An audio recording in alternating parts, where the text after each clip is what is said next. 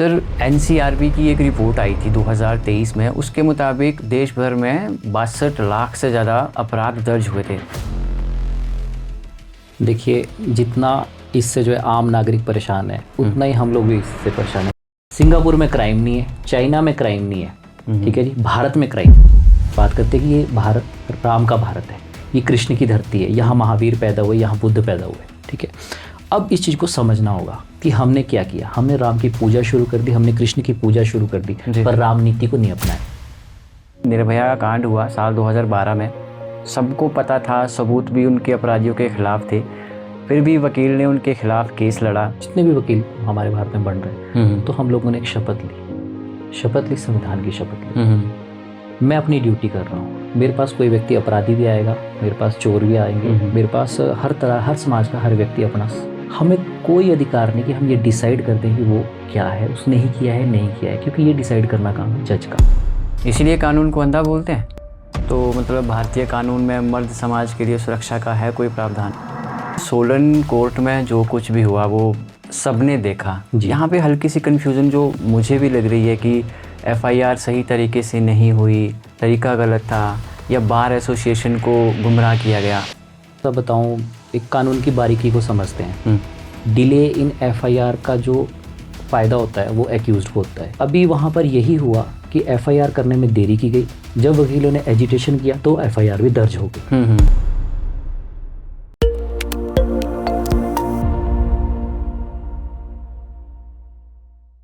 नमस्कार दोस्तों, मेरा नाम है अनिल और आज का पॉडकास्ट बहुत ही खास होने वाला है, क्योंकि इस पॉडकास्ट में हम बात करेंगे हमारे भारत के कानून और समाज की ज़मीनी सच्चाई पर। और इन विषय पर बात करने के लिए हमारे साथ आज जुड़े हैं सोलन कोर्ट से अधिवक्ता अंकुश शर्मा जी।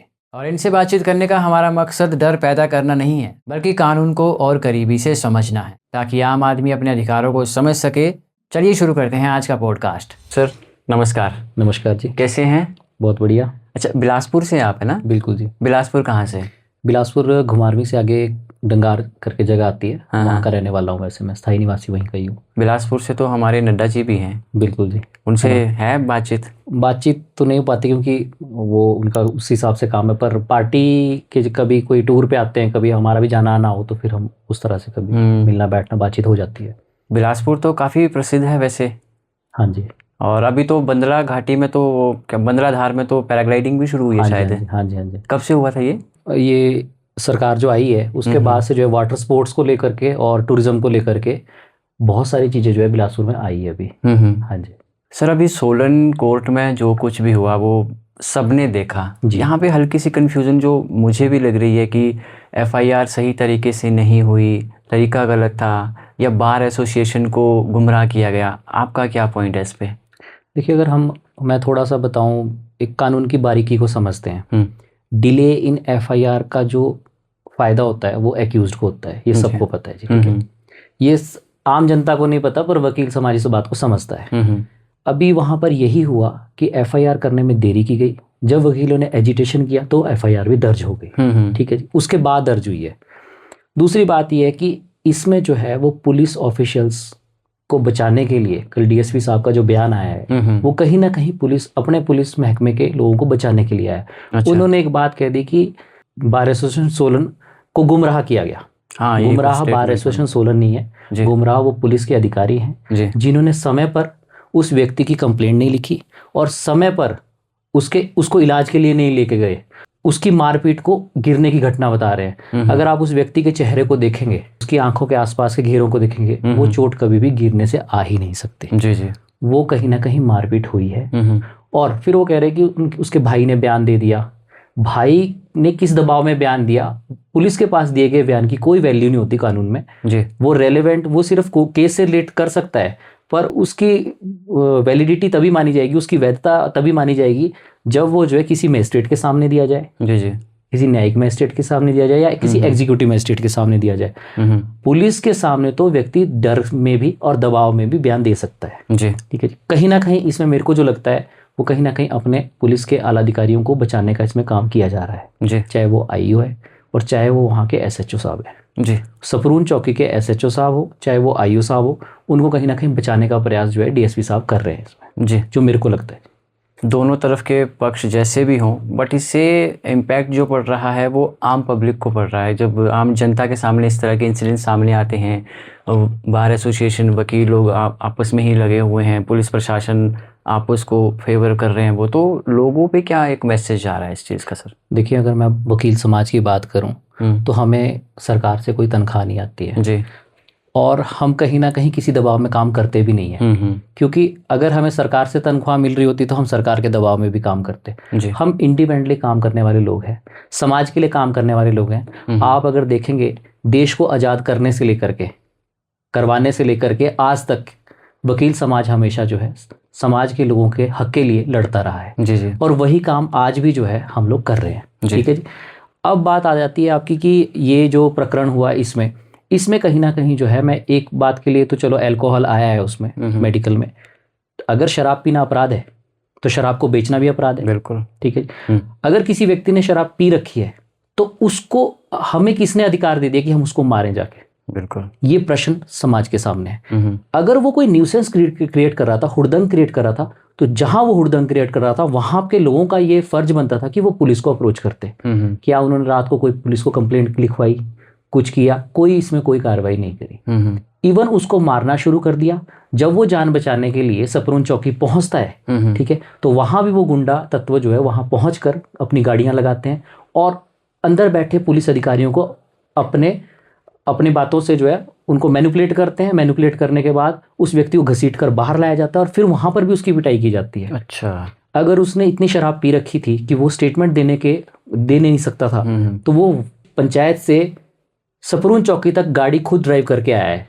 हाँ, ऐसा आया। अगर वो असक्षम था स्टेटमेंट देने के लिए तो वो ड्राइव तो कर ही रहा है। तो इतना असक्षम तो नहीं था कि उसको ये पता नहीं लगे कि मैं गिरा हूं कि मेरे को मारा गया है।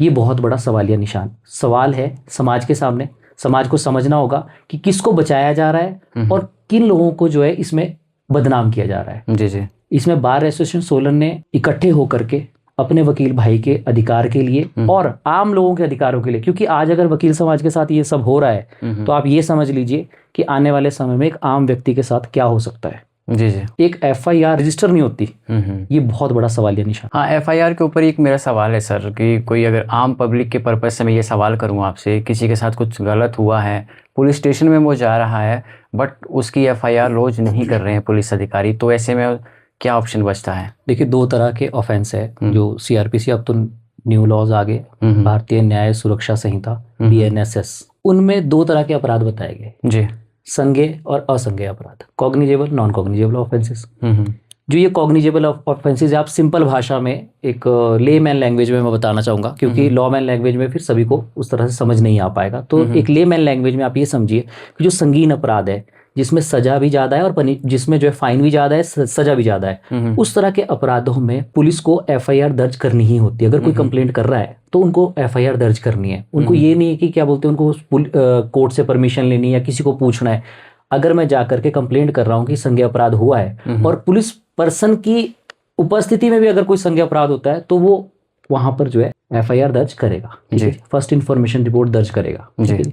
अगर वो FIR दर्ज नहीं करता तो इसे पुलिस ऑफिशियल की उसकी ड्यूटी को ये समझा जाएगा कि उसने अपनी ड्यूटी जो है पूर्ण निष्ठापूर्ण नहीं करी और उसने जो डायरेक्शंस है, कोर्ट की डायरेक्शंस है, चाहे वो लॉ की डायरेक्शंस है, उसको फॉलो नहीं करा।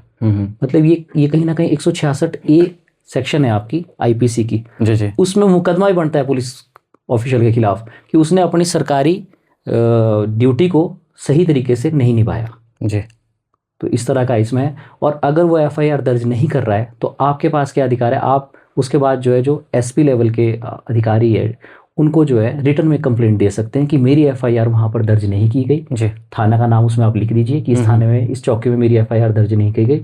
अगर SP साहब भी उसमें जो है FIR दर्ज नहीं करते तो फिर हमारे पास कोर्ट से रह जाता है कोर्ट आने का। अच्छा, कोर्ट में मजिस्ट्रेट के पास एक प्राइवेट कंप्लेंट आप डाल सकते हैं। प्राइवेट कंप्लेंट में आपको अपने कंटेंट्स डालने होंगे कि भाई मैं जो भी आपकी शिकायत है उसको डाल करके और कहाँ कहाँ आप गए FIR दर्ज करवाने, जहाँ FIR दर्ज, जैसे चौकी में आप गए या थाने में गए, SP के पास गए, उसकी एक कॉपी साथ में लगा करके आप कोर्ट को अप्रोच कीजिए।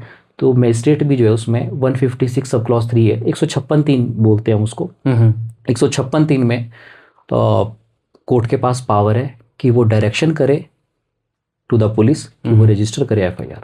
सर कोर्ट कचहरी से तो वैसे ही आम लोग दूर रहना चाहते हैं। अभी आपने बोला कि कोई ऐसे व्यक्ति है जिनकी एफआईआर नहीं लॉन्च हो रही है, कोर्ट में अगर जाएगा तो उसके मन में ये भी होगा कि अब तो वकील को भी पैसा देना पड़ेगा। अगर उसके पास वकील को देने के लिए फ़ीस नहीं है तब क्या उसके पास रास्ता है? उसके लिए देखिए, आप जो डिस्ट्रिक्ट लेवल पे है उसके लिए डिस्ट्रिक्ट लीगल सर्विस अथॉरिटीज़ बनाई है सरकार ने, और इनके दफ्तर जो है वो कोर्ट प्रीमाइसेस के अंदर ही होते हैं। वहाँ पर जा कर के एक सिंपल एप्लीकेशन आपको देनी है, क्योंकि उसमें डिफरेंट क्राइटेरियाज है। आप बिलो पॉवर्टी लाइन है, आप महिला हैं, किशोर अवस्था के बच्चे हैं, उसमें डिफरेंट क्राइटेरियाज। अगर आप उस क्राइटेरिया में फॉल करते हैं जी तो आपको जो है फ्री कानूनी सलाह, और वहाँ से आपको वकील भी प्रोवाइड कराया जाता है, और वो वकील जो है आपके बिहाफ पे फिर वो कंप्लेंट को दायर करते हैं। सर आर्टिकल 39A के बारे में थोड़ा बताएं।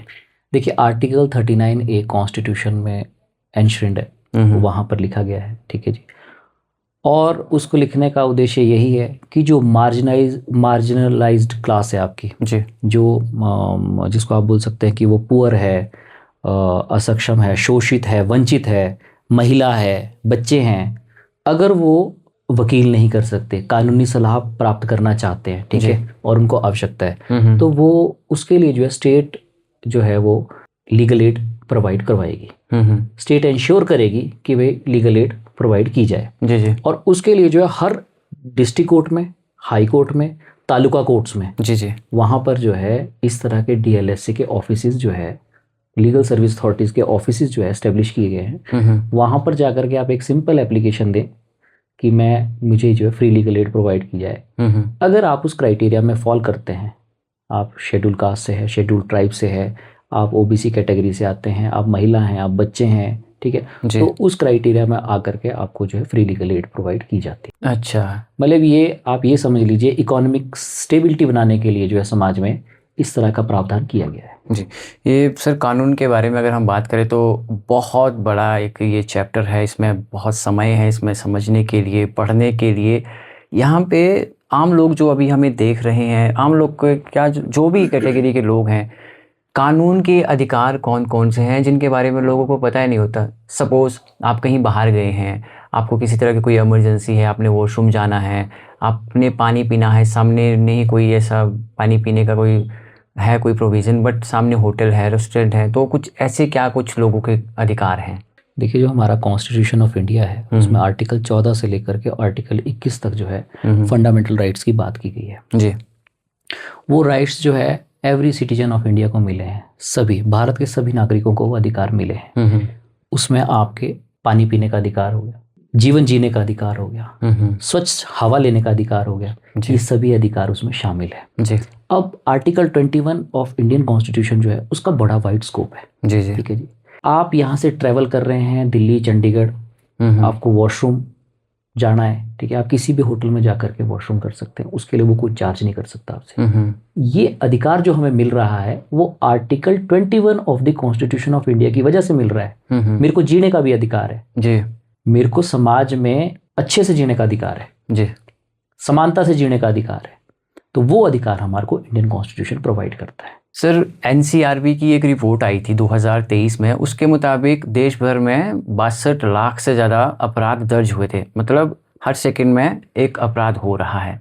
न्याय व्यवस्था पे सवाल उठते हैं, सही तरीके से कानूनी प्रक्रिया नहीं हो रही है, या अपराधी पकड़े तो जाते हैं बट वो छोड़ दिए जाते हैं। देखिए, जितना इससे जो है आम नागरिक परेशान है उतना ही हम लोग भी इससे परेशान है, क्योंकि पहले तो मैं आम नागरिक हूँ, उसके बाद वकील हूँ। पहले मैं एक आम नागरिक हूँ, उसके बाद वकील हूँ। और मैं चाह रहा था कि आप ये प्रश्न मुझसे करते जी, क्योंकि इस प्रश्न का उत्तर पूरा भारत जानना चाहता है जी। ये मेरा आपका प्रश्न नहीं है, पूरे भारत का सवाल है कि क्राइम क्यों बढ़ रहा है जी। सिंगापुर में क्राइम नहीं है, चाइना में क्राइम नहीं है, ठीक है जी, भारत में क्राइम है। भारत में है। हम यहाँ पे भारत में बात करते हैं कि ये भारत राम का भारत है, ये कृष्ण की धरती है, यहाँ महावीर पैदा हुए, यहाँ बुद्ध पैदा हुए, ठीक है।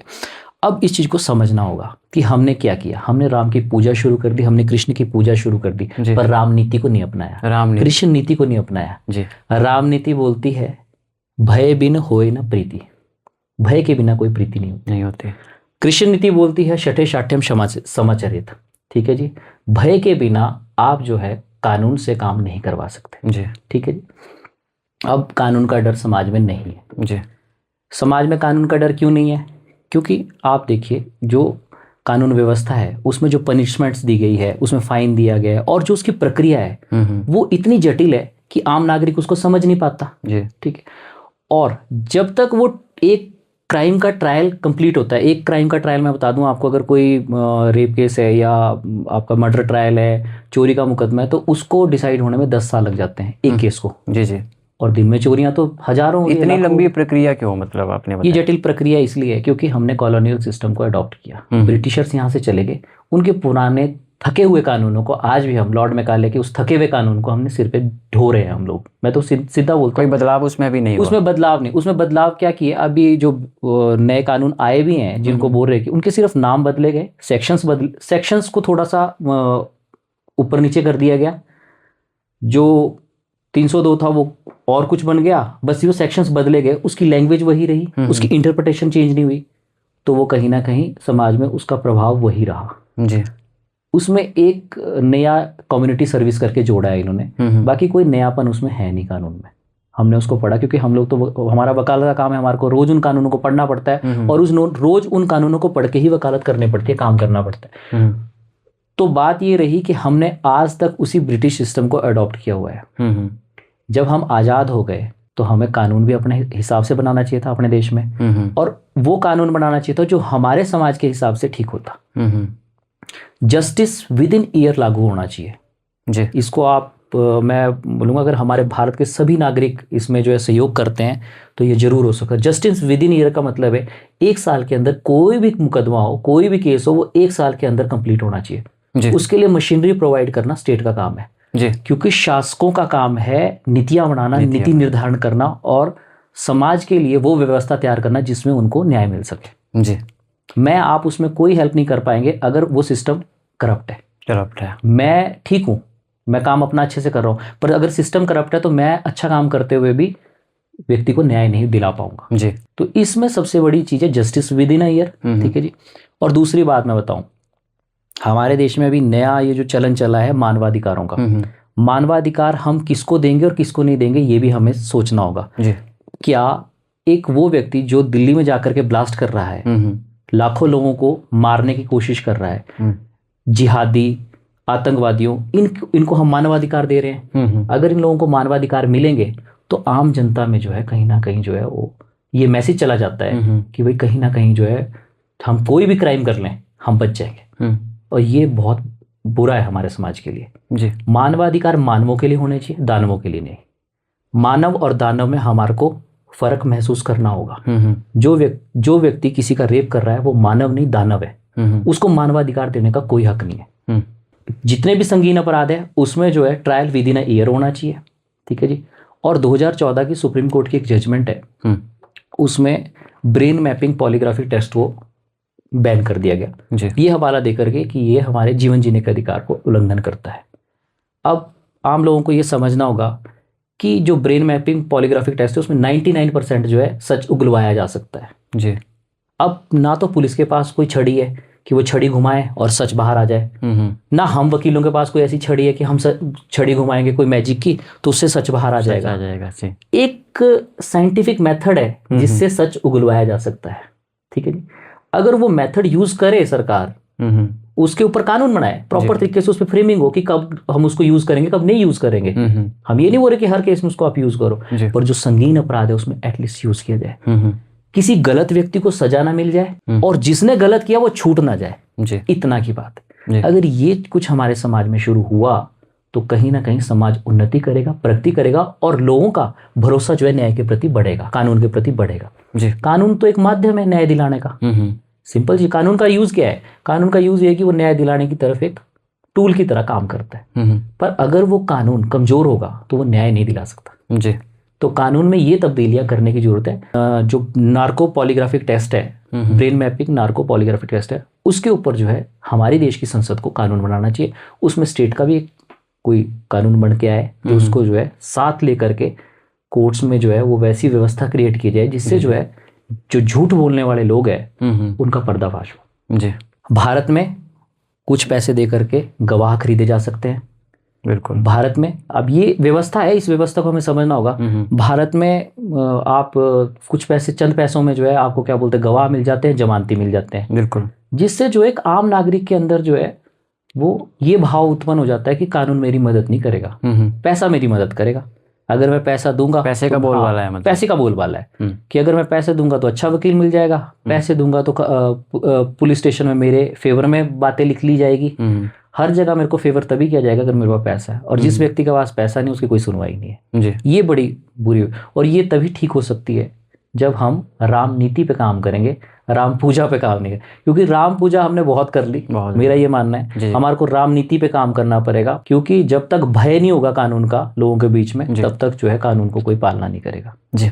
हमारे संविधान में अपराधी को बचाने का प्रावधान है। बिल्कुल। ये सवाल इसलिए है क्योंकि निर्भया कांड हुआ साल 2012 में, सबको पता था, सबूत भी उनके अपराधियों के खिलाफ थे, फिर भी वकील ने उनके खिलाफ केस लड़ा। कई सालों तक वो केस चला, सालों साल वो लंबी प्रक्रिया चली। इतना जघन्य वो अपराध था जिसने पूरे देश को, पूरी मानव जाति को, पूरे समाज को हिला के रख दिया। इसलिए ये सवाल था।